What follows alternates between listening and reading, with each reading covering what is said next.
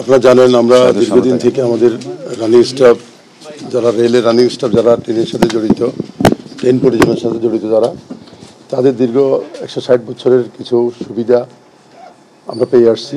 যেহেতু আমরা আলাদা একটা আমাদের চাকরিটার ধরনে আলাদা, যেহেতু আমরা কোনো ছুটি আমাদের নেই, আমাদের জন্য কিছু বিদ্যমান আমাদের সুবিধা দীর্ঘ রেল সিস্টেম থেকে দিয়ে আসছিল। বিগত সরকারের আমলে 3/11/2021 সালে আমাদের এই বিদ্যমান সুবিধা কিছু রহিত করা হয়েছিল। তো আমরা দাবি করে আসছিলাম ওই সরকার থেকেও। তো পরবর্তীতে আমরা একের পর আমাদেরকে ওনারা কথা দিয়েছে, কথাটা আমরা বিভিন্ন সময় কর্মসূচি দিয়েছি, কর্মসূচি আবার উদ্যোগ করছি। তো বর্তমান ইন্টারভিউ সরকার আসার পরেও ওনাদের সাথে আমাদের সচিব মহোদয় এবং ডিজি মহোদয়ের সাথে আমাদের বর্তমান উপদেষ্টা মহোদয়ের সাথে আমরা কয়েকবার বসছি, কয়েকবার ওনাদের সাথে আমাদের কথা হয়েছে।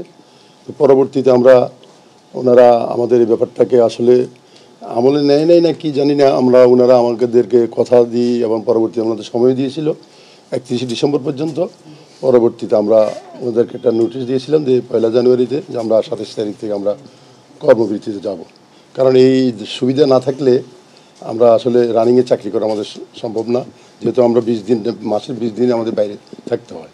তো এই সুবিধা তো আমাদের মাননীয় উপদেষ্টা মহোদয় আমাদেরকে কথা দিয়েছেন, ডিজি এবং সচিব এবং আমাদের ছাত্র নেতারা এবং আমাদের ট্রেড ইউনিয়ন নেতৃবৃন্দ সবার উপস্থিতি উনি আমাদের কথা দিয়েছেন, আপনাদের সামনেও কথা দিয়েছেন। উনি অর্থ মন্ত্রণালয়ের মাধ্যমে এই জিনিসটা দ্রুত কালকের মধ্যেই সমাধান করবেন এবং আমাদের পূর্বের যে আমাদের সুবিধা পেয়ে আসছি, আমাদের যারা 22 সালে যারা আগে জয়েন করছে, দীর্ঘ চাকরি করে আসতেছে, রানিংয়ের যে সুবিধা আগে ছিল সবগুলো এই বিদ্যমান সবগুলো আমাদের 75% যে অনৈতিক হারের যে পাওনা পেনশনের সুবিধা, ওগুলো সব আমরা পূর্বে নিয়ে পাবো। শুধু 22 সালের ব্যাপারটা উনি 22 সালে যারা নিয়োগ হয়েছে উনি অর্থ মন্ত্রণালয় দপ্তর থেকে কালকের মধ্যে আমাদেরকে চিঠি আকারে প্রজ্ঞাপনের মাধ্যমে আমাদেরকে দিবে। সেই হিসাবে আমি জনদুর্ভোগ এবং জনসাধারণের যাত্রী সাধারণের যে আমরা করতে চাইনি কোনোদিনও। আমরা যাত্রী সাধারণের উপরে আমাদের এই দুর্ভোগ আমরা চাই না। আমরা বাধ্য হয়ে কোনো রীতি ডাক দিয়েছিলাম।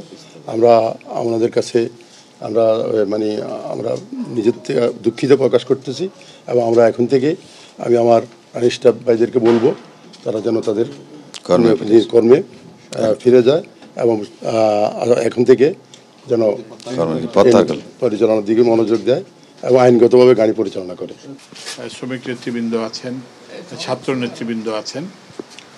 তো আপনারা বিষয়টা জানেন যে রেলের একটা কর্মবিরতি চলছিল এবং এটা আমরা শ্রমিক নেতৃবৃন্দ মনে করেন যে এটা চললে মানুষের অসুবিধা হয়, আমরাও মনে করি অসুবিধা হয়।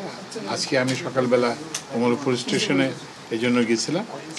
তো যাই হোক, এই রেলের শ্রমিক নেতারা আমার সঙ্গে বিভিন্ন সময় দেখা করেছেন তাদের কিছু দাবি দাওয়া নিয়ে।